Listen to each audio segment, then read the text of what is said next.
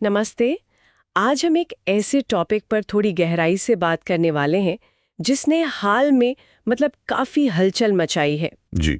ये है 14 सितंबर 2025 को होने वाला Bharat Pakistan Asia cup match. हाँ, ये तो काफी खबरों में रहा है। बिल्कुल।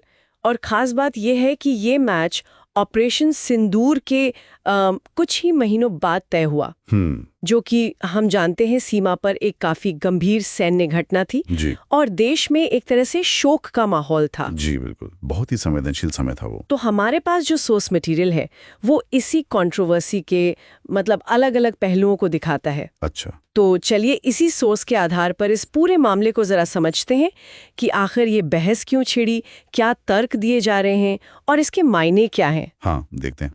तो जैसे ही मैच की घोषणा हुई, सोर्सेज बताते हैं कि सोशल मीडिया पर और यहाँ तक कि पॉलिटिकल सर्कल्स में भी एकदम से तीखी प्रतिक्रिया हुई। और सवाल ये उठने लगा कि क्या ऐसे सेंसिटिव माहौल में, जब देश अभी ऑपरेशन सिंदूर के असर से गुजर ही रहा है, पाकिस्तान के साथ क्रिकेट खेलना क्या ये नैतिक रूप से सही है? हाँ, ये सवाल तो उठना ही था। टाइमिंग का शू था बड़ा। बिल्कुल। और इसी भावना को दिखाते हुए हैशटैग बॉयकॉट एशिया कप और हैशटैग रिस्पेक्ट द मार्टियर्स जैसे हैशटैग्स एकदम तेजी से ट्रेंड करने लगे। अच्छा, ये हैशटैग्स भी चले? हाँ जी। और सोर्स के मुताबिक बीसीसीआई पर भारतीय क्रिकेट कंट्रोल बोर्ड पर सीधा आरोप लगा कि वो राष्ट्रीय भावनाओं के प्रति असंवेदनशील है। ऑनलाइन डिस्कशंस में, जैसे सोर्स में लिखा है, एक आम फीलिंग ये थी कि भाई जब सीमा पर हमारे जवान शहीद हुए हैं, उस वक्त हम एंटरटेनमेंट के लिए क्रिकेट कैसे खेल सकते हैं। सही बात है, ये फीलिंग तो बहुत लोगों में थी। तो ये सिर्फ एक खेल नहीं रह गया, ये नेशनल प्राइड और इमोशंस का मुद्दा बन गया। यहीं से मामला और पेचीदा हो जाता है। बिल्कुल। और ये जो भावनात्मक प्रतिक्रिया थी वो काफी मजबूत थी। सोर्स के हिसाब से देखें तो कई लोगों के लिए ये वक्त किसी जश्न या खेल का नहीं था, बल्कि शहीदों के सम्मान में एकजुट होने का था। लेकिन इसमें एक और दिलचस्प बात यह है कि सोर्स एक दूसरा बिल्कुल उल्टा नजरिया भी सामने रखता है। अच्छा, वो क्या है? हाँ, तो इस दूसरे खेमे का तर्क जैसा इस मटेरियल में दिया गया है वो ये है कि भाई खेल को राजनीति और मिलिट्री घटनाओं से अलग रखना चाहिए। अच्छा, ये वाला आर्ग्यूमेंट। जी।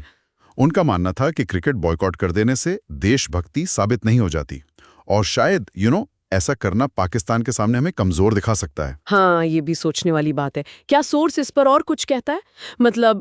खेल को अलग रखने के पीछे क्या सोच है? और सोर्स इस तरफ इशारा करता है कि ये पक्ष मानता है कि भारत की असली ताकत उसकी एकता दिखाने में है, चाहे वो जंग का मैदान हो या फिर खेल का।